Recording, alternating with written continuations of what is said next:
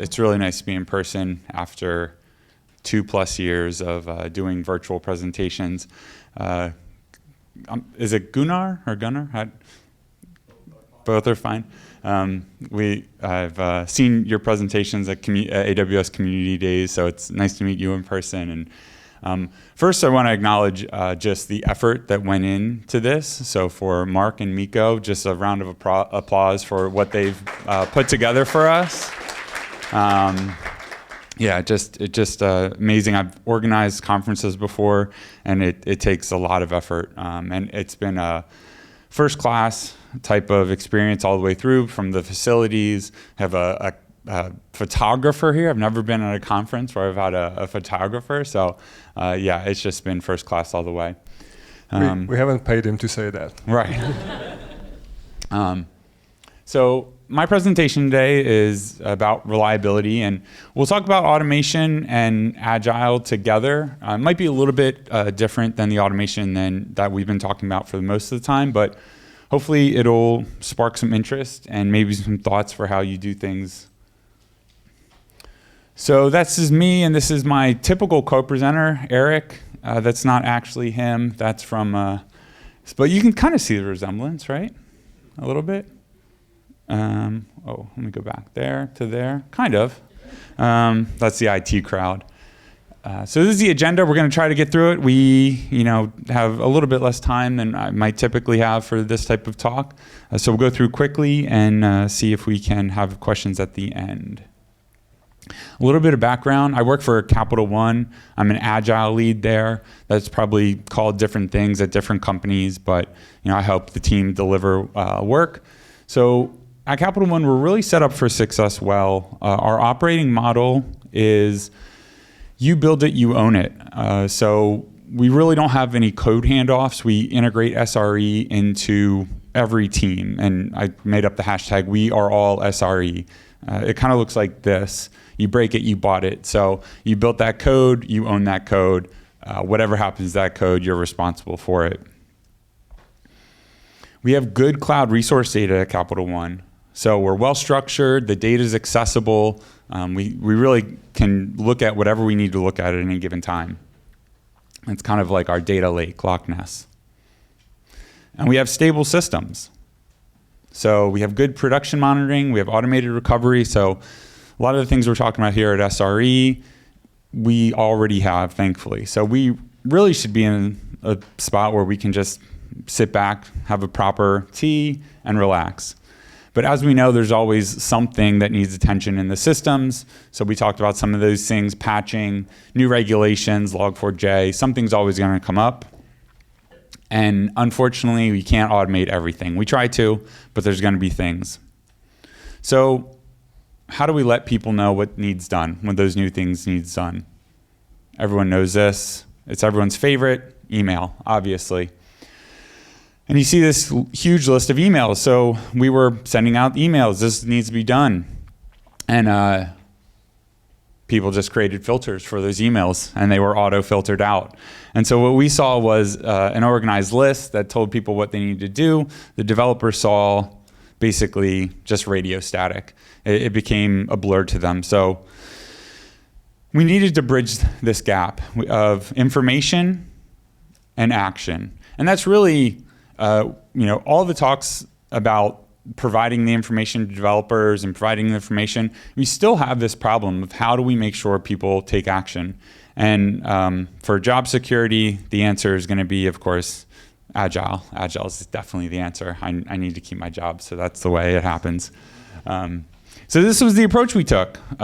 So soft skills have been rebranded into hard to acquire skills. So that's what I have. I have hard to acquire skills as an Agilist, which are empathy. So our software engineers are not mailmen or mailwomen or mail people. So they shouldn't be combing through emails all the time to figure out what they have to do. They are highly trained, artistic, intelligent developers. And so they shouldn't be looking through emails to figure out what they have to do. So the advocacy part is we want to provide a pathway for them. So easiest A to B, let them know what they need to do. Hopefully it's a red carpet experience for them. It's as easy as possible to understand what they need to do to remediate. And we want to collaborate with them. We don't want to just tell them what to do. We want to involve the development team and the developers in the process. So the intent was to do all of this from an Agile perspective. We wanted to adhere to familiar workflow patterns. We wanted to give as much information to developers as they could so that they could take action. And this is what it would look like. We use Jira, but you can really use any workflow management tool that you have at your company. It provides consistency, it provides a consistent look, it provides dates, all of the expectations are very clear. It integrates seamlessly into the current workflow. So this is a team visualizing their work. They would have their normal feature development, and right there with it, they would have the action they would need to take for any remediation. And it provides metrics, overall metrics for a group, a line of business, whatever it might be. All right, and this is where the integrating automation comes in. This would normally be Eric's piece, so I'm gonna channel him, and I'm gonna do a quick outfit change, because we know that developers have to have the obligatory cool tech t-shirt. So in order to do this part of the presentation without him, hopefully flash everyone, we're gonna do a cool tech t-shirt. Thank you for some people. I wasn't looking for that, but okay. So the automation piece. This is the architecture that we use. So pretty basic, lightweight Python, AWS Lambdas, serverless, DynamoDB serverless. Some of our dependencies were the APIs, the AWS Software Development Kit for Python, Boto 3, and ServiceNow. And this is the overview of it. Pretty good on time. This is the overview of it. So we use discovery scripts, Python. Those gathered resources, they made decisions. We use worked item scripts, also Python, to create workflows. And then lastly, we updated the database, which again was DynamoDB. So these are the parts of it. So the gathering resources would assess and act. So we're looking at all of our resources, all of our cloud resources over our suite of applications, and we would figure out what needed action, and we'd sort them by the control or the category. For example, Elastic Cloud Compute, EC2, we'll just use that as a very well-known resource, and then we'd subsort them by the team that needed to take action on them. So this is a little bit more in-depth about those discovery clients. Again, they would just find the cloud resources, they would return the actions that were needed, group by team. We talked about the organized data that we have, so we had tags on that data that attributed them to the team that owned them. So it was very nice to have. And this is just what it would look like. Boto 3, and they would return the teams in Python. So the work item client, this was also a Python script. This is what created the work for the teams. So it took the input from the discovery clients, it created work items, assigned it to the teams, and it could also update the work as well. We'll talk about that a little bit later. So then we leverage the ServiceNow API. This is basically a repository of who owns what at the company. And so we gave it specific ownership here. This leadership tripod of the team between the tech lead, product owner, and delivery lead. We made sure that they had the assigned, so no more distribution list emails, not my job because it was someone else on the distribution list, no, specific ownership of the work. And then we grouped it, so the metrics that we wanted, we grouped it by a work hierarchy, so all of the, let's say, Elastic Cloud Compute work would fall under one hierarchy, and that would allow us to track the overall completion status amongst, again, a line of business, the whole enterprise if we wanted to, but give insights into how we were doing as a group progressing on this. We gave the team ownership of the work, so they prioritized and transitioned the work based on whatever data was there. Was it a moderate finding? Was it a low finding? They could then incorporate that into their own workflow. Again, ownership and empowerment of the team to make those decisions. And then we added the automation of if a work item was no longer found, if a resource was no longer found to need action, we would automatically update that work item. So saving the developers time, they didn't have to go look and say, oh, I took this action, now did it actually do that thing? They took the action, we would validate for them if it did that thing. And this is kind of the decisioning of the work item client. So if the data returned did not exist in the database, we knew we had to create a new work item. If it if it no longer exists, if it existed in the database and the data was no longer returned, we knew that it was remediated. So the team had done the work, it was finished, and we would update that accordingly. And then somewhere in the middle here would be updating the work. Either maybe they had done half of the work, so we'd update the work item to say, you've done some of it still needs to be done. Or if they introduced some new resources that needed work, we'd add that to the work item. So the work item stays up to date. It's not just a point in time update, it's continually updated daily. And that way you don't have to comb through emails, comb through whatever to see if it's still there or not. So what were the results? Well, what we built, this is kind of the marquee, tagline here, integrated solution that put together Agile principles and source of truth verification. And we automated the workflow for the teams so that they didn't have to do that themselves. Little Jira icon holding up AWS, championing that.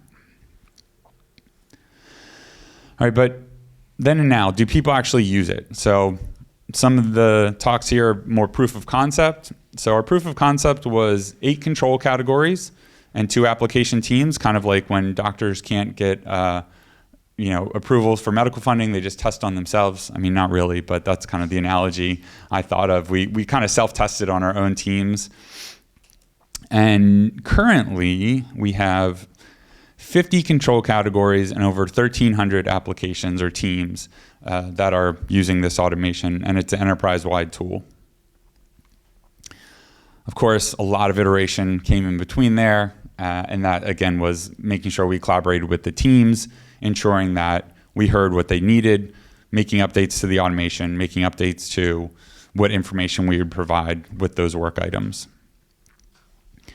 And we've won some accolades, which is pretty cool. Some internal tech awards and multiple patents. So we're verified. But we always want to be iterating. So again, the Agile continuous improvement, how do we make it better? Some of the things we're working on now is organizing the work more intelligently. So instead of saying, here is something that needs remediated, we're bringing, here's an action you can take, it will remediate all of these things. So kind of shifting the framework of how we ask people to do work. We give them the work item, and then we show them or tell them what it will fix. And then including automated pull requests. So if we have the ability to do it, we say, here's the code that'll fix it. You just review it and merge that pull request. So again, trying to red carpet experience. If we're asking someone to do work, extra work, that's not feature work, that's not fun work, we try to make it as seamless as possible.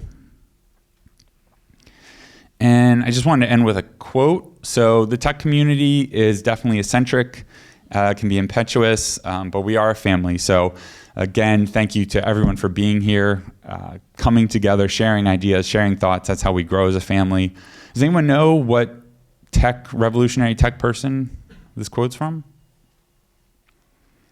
I'm just kidding. It's Queen Elizabeth. We have to honor the Queen, for sure. That's not supposed to be a joke.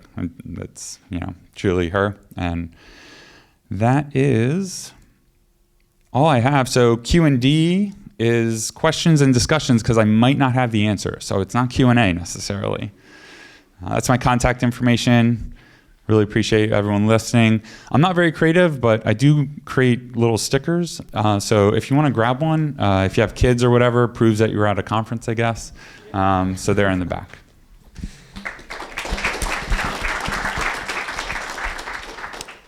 Questions? All the way down there.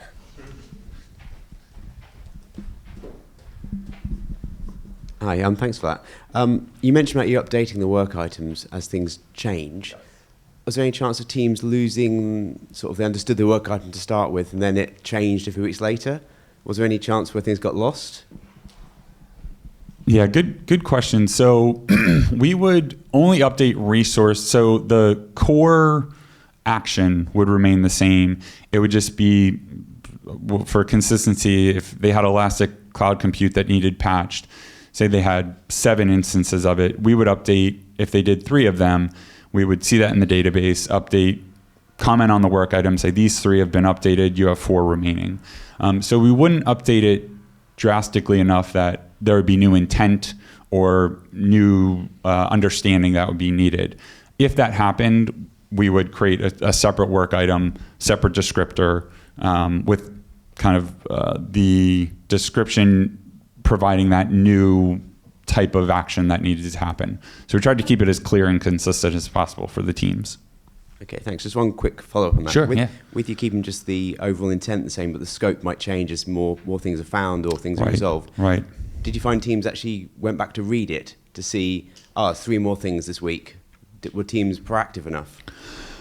So one of the things we did was we started grouping by kind of time frames that needed to happen, because otherwise you've got an endless list. I mean, hopefully teams aren't continually introducing the same type of needed thing, but if it was a certain or AMI, Amazon machine image or whatever that needed patched, it would be all the instances for that machine image. If another patch happened, it'd be a new work item. So teams would look at that, because in order for it to actually close out or be ready to be accepted, all of the items would have to remediate. If they moved it to ready, to an accepted state, and it was still in the database that those needed patched, it would shift back to in progress. So we did have teams who kind of took the email approach of like, I'm just going to filter these out. I'm going to say I finished. And what would happen is we would run our daily script. It would see it in the database and remove it back into, actually, you're not finished. So whether they weren't paying attention or they thought they were finished, the source of truth, that single source of truth, was really important, and that was our data lake. Thanks very much. Yeah, thanks for the question.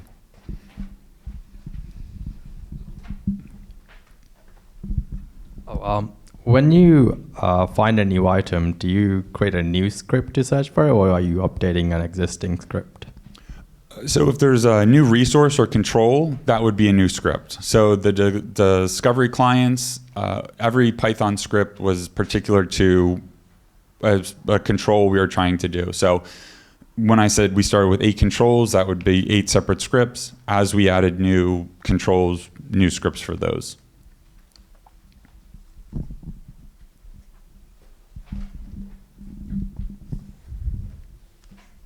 I was going to throw it across, but maybe not. You said like you have hashtag we're all SREs. Would you do anything differently for an organization with a more centralized SRE teams?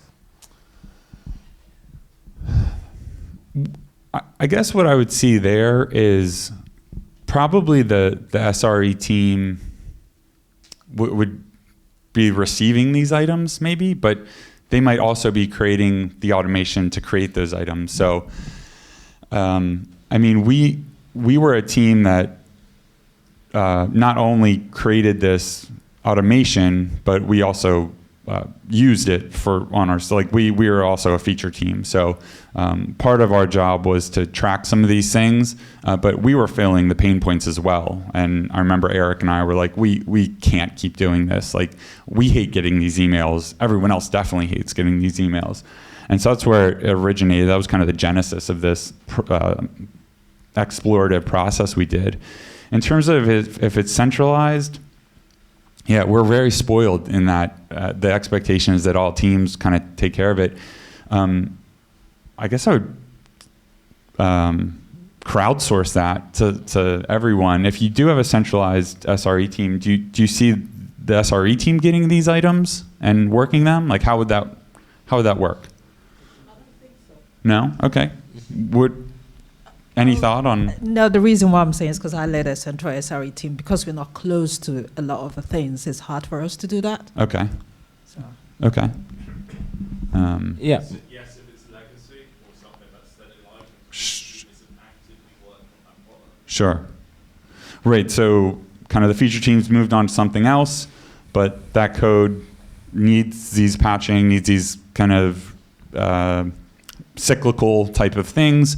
And so the SRE team might be maybe the feature team would set up this automation because they would know their resources and know what would need to happen.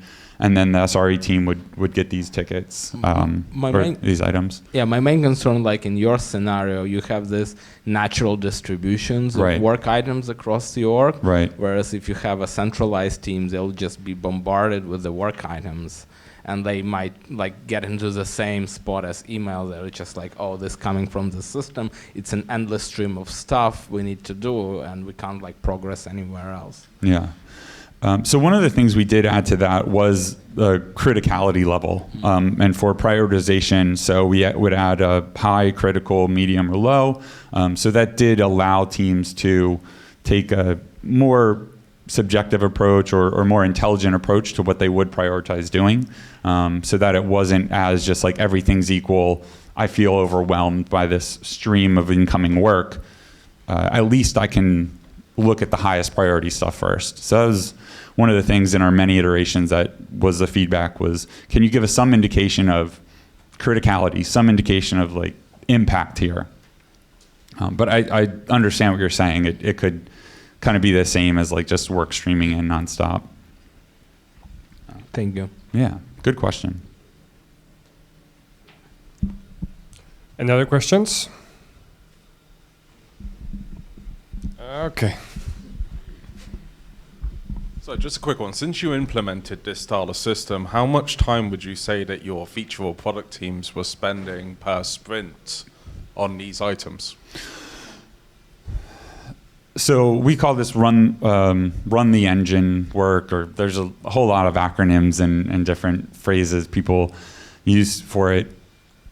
We went from about 45% to 30%, which I don't know if that seems good or not to people, but that 15% was pretty much throwaway. It was just like sorting through, trying to, it was so much more work that needed to happen for that. So 30% is considered kind of good and healthy for us. We're always trying to automate more. Like I said, some of the enhancements we're trying to make, we'd love to bring that down to 20%. But I guess a reduction of maybe 33% from like 45 to 30. So, I mean, pretty good. Yeah. Yeah, good question.